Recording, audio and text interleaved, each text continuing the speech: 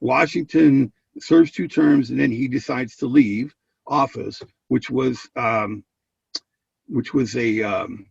it set a precedent that lasted until, as I mentioned, the 1930s. Then, before he leaves office, he, as the father of the people, thinks that it would be a good idea to deliver some final parting words, or what he calls his farewell address, right? So the farewell address is actually not a speech, it's a document that was written by Alexander Hamilton. But in this document, he makes a couple of uh, observations and recommendations for the future. One of them, he says that there should be no political parties because his presidency was racked by this conflict between Hamilton and Jefferson. But he also sets the stage for American foreign policy that will last all the way into the 20th century, which essentially says we're not going to get involved in European affairs like between the British and the French. But at the same time, we're going to insist on unrestricted commercial ties. Okay. Now, I just wanted you to know this is when this was made. We're actually going to talk about the effect of this in 2 or 3 weeks from now. Okay. Questions, comments about this? All right. So the second president, Adams, is elected to succeed Washington. John Adams, the way that the Constitution was originally written, whoever got the most electors in the Electoral College became president, and whoever got the second most became vice president. But what we need to remember is that Adams was a Federalist and Jefferson was a Democratic Republican, and that meant that they were completely at odds ideologically, right?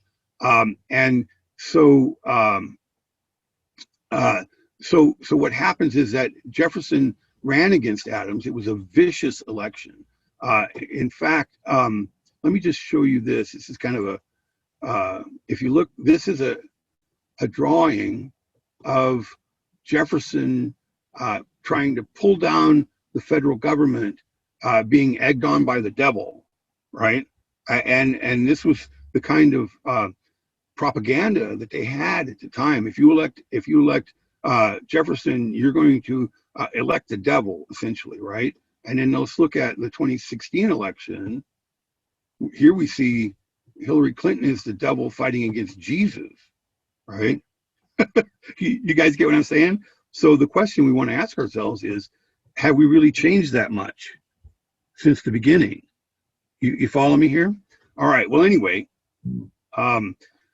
eventually what will happen is that Jefferson will resign and leave office, right? And Adams will act in some ways that are kind of heavy-handed. I'm going to talk more about this, I think, next Wednesday, right? But what I want to do is go past the first past the Adams administration and go. I want to briefly talk about this called the Revolution of 1800. Okay, and then we're going to talk more about this next Wednesday also. But the main thing is that in the election of 1800, Adams runs against Jefferson again, but this time Adams loses. He can't get a majority in the Electoral College, but Jefferson doesn't get a majority either, because the Electoral College is evenly split between him and another guy named Aaron Burr, who we're going to talk about more later.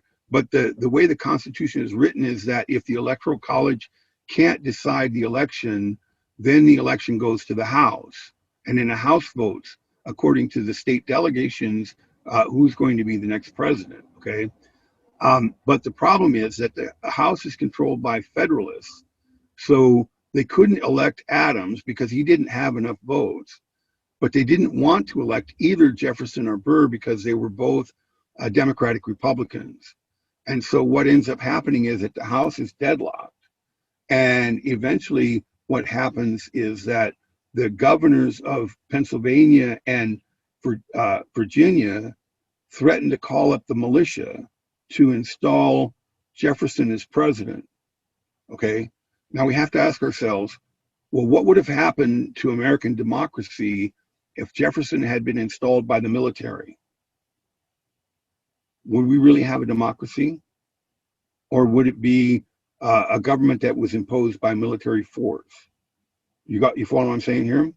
Okay, and so what ends up happening then is that that Jefferson, in the end, decides to make a very painful compromise with Alexander Hamilton, who was really kind of running the Federalist Party. And they made a deal, and the deal was that Jefferson would be elected president, and he would leave in place the Federalist financial system, right? And I want you to know that both of these men denied that they had made a deal till the end of their lives, but there is plenty of evidence to show that they actually did make this deal, because Jefferson was elected president, and he did leave the financial system in place. Okay. So what this tells us then is that at this point, the United States was on the brink of disaster, essentially. That if the election had been imposed by or interfered with the military, there would be no democracy.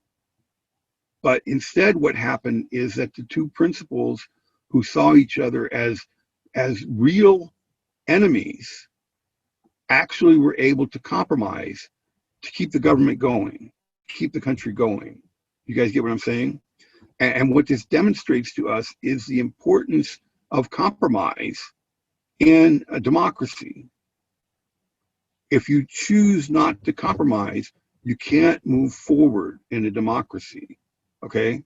So I just want you to keep that in mind. And again, that's something that we'll talk about next Wednesday.